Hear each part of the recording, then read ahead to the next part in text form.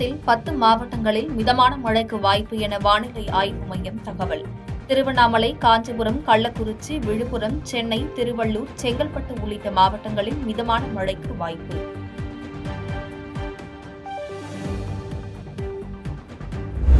சென்னை அண்ணா பல்கலைக்கழக மாணவி பாலியல் வன்கொடுமை புகாரில் பிரியாணி கடை வியாபாரி கைது. பல்கலைக்கழக வளாக அடர்ந்த வனப்பகுதியில் தனிமையில் பேசும் காதலர்களை மிரட்டி பாலியல் சீண்டலில் ஈடுபட்டதாக அதிர்ச்சி தகவல். அண்ணா பல்கலைக்கழக மாணவி பாலியல் வன்கொடுமை வழக்கு. கைதான ஞானசேகரனுக்கு ஜனவரி 8ஆம் தேதி வரை நீதிமன்ற காவல் விதித்து சைதாப்பேட்டை நீதிமன்றம் உத்தரவு.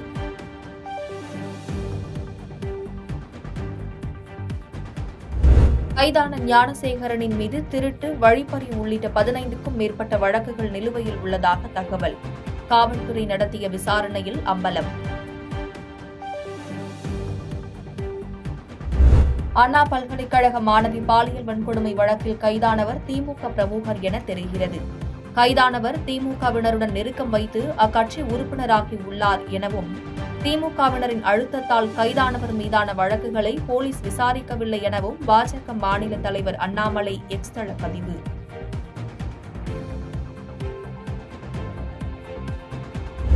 மாணவி பாலியல் வன்கொடுமை வழக்கில் கைதானவர் திமுகவை சேர்ந்தவர் என்பது பொய். பாஜக மாநில தலைவர் அண்ணாமலை குற்றச்சாட்டுக்கு அமைச்சர் கோவி செழியன் மறுப்பு.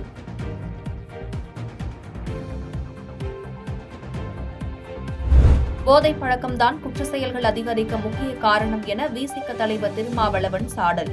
கல்வி நிலையங்கள், விடுதிகளில் பாதுகாப்பை அதிகரிக்க வேண்டும் என சாடல்.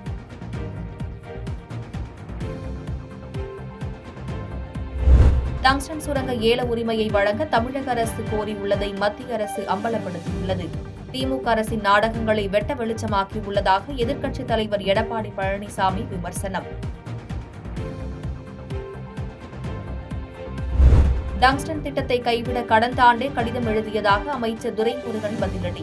ஏல அறிவிப்பின் போதே எதிர்ப்பு தெரிவிக்காதது ஏன் என கேட்ட இபிஎஸ்க்கு அமைச்சர் துரைமுருகன் விளக்கம்.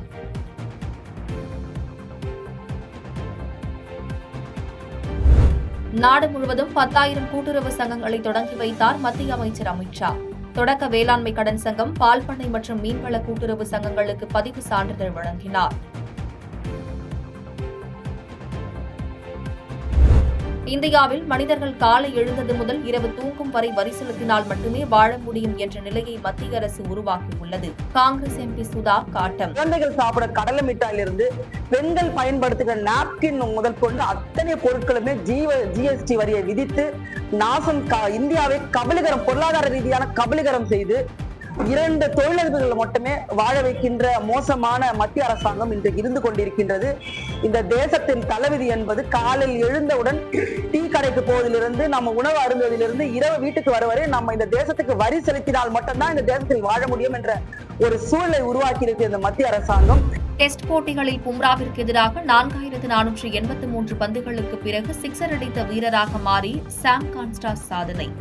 அறிமுக டெஸ்ட் போட்டியில் 65 பந்துகளில் 60 ரன்கள் எடுத்து அசத்தல். பாதகம் செய்பவரை கண்டால் நாம் பயங்கொள்ளலாகாது பாப்பா. மோதி மிதித்து விடு பாப்பா, அவர் முகத்தில் உமிழ்ந்து விடு பாப்பா. அண்மை செய்திகளை உடனுக்குடன் தெரிந்து கொள்ள இணைந்திருங்கள் இயம்நாடு தொலைக்காட்சியுடன்.